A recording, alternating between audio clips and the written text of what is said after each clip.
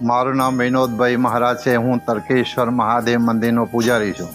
હવે તર્કેશ્વર મહાદેવની વાત કરીએ તો તર્કેશ્વર મહાદેવ એટલું 800 વર્ષ જૂનું છે અને અહીંયા અનુભવની વાત કરીએ તો બહુ જ બધાને અનુભવ થયેલા છે। બધાને કોઈને બાળકો આપેલા છે, કોઈની દરેક મનોકામના પૂર્ણ થયેલી છે, કોઈના મકાન નથી તો મકાન બી બની ગયેલા છે। આવો તર્કેશ્વર મહાદેવની ઘણો ઇતિહાસ છે।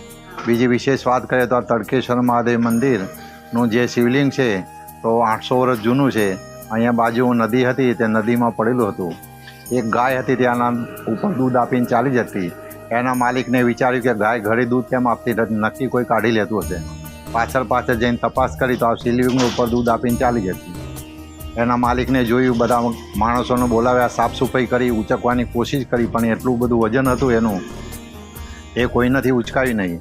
અન્ય જ્ઞાતિના લોકો બી આવ્યા, એ લોકો બી ઉચકવાની કોશિશ કરી પણ ઉચકાવી નહીં। એ લોકોએ હથોડીને તોડવાની કોશિશ કરી, અંદરથી 60 જેટલા મધમાખીના ભમરા નીકળ્યા। 60 માણસોને કરડી ગયા, 60 માણસો જગ્યા ઉપર મળી ગયા। એ લોકોને અહીંયાથી 1500 ફૂટ દૂર દફનાયા છે। તેનું નામ 60 પીરની દરગાહ રાખેલું છે। એક જણ સપનામાં આદેશ કર્યો કે હું તર્કેશ્વર મહાદેવ છું, મને 2 માણસો ઉચકશે તો ફૂલની માફક ઉચકી જઈશ, જ્યાં મારું વજન લાગે ત્યાં મારી સ્થાપના કરજો। 800 વર્ષ પહેલાં અહીંયાથી લઈને જતા હતા તો અહીંયા સ્થાપના કરી, વજન લાગ્યું તો, અને 800 વર્ષ પહેલાં ઘાસનું મંદિર બનાવ્યું, નહીં માચીસ નહીં અગરબત્તી, એના જાતે સળગી ગયું।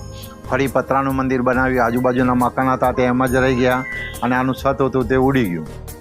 એક જણ સપનામાં આદેશ કર્યો કે હું તર્કેશ્વર મહાદેવ છું, મારે 12 માસ તડકો જોઈએ, વરસાદ જોઈએ, ઠંડી જોઈએ।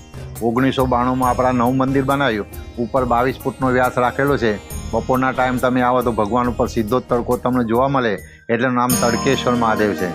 ઓમ નમઃ શિવાય।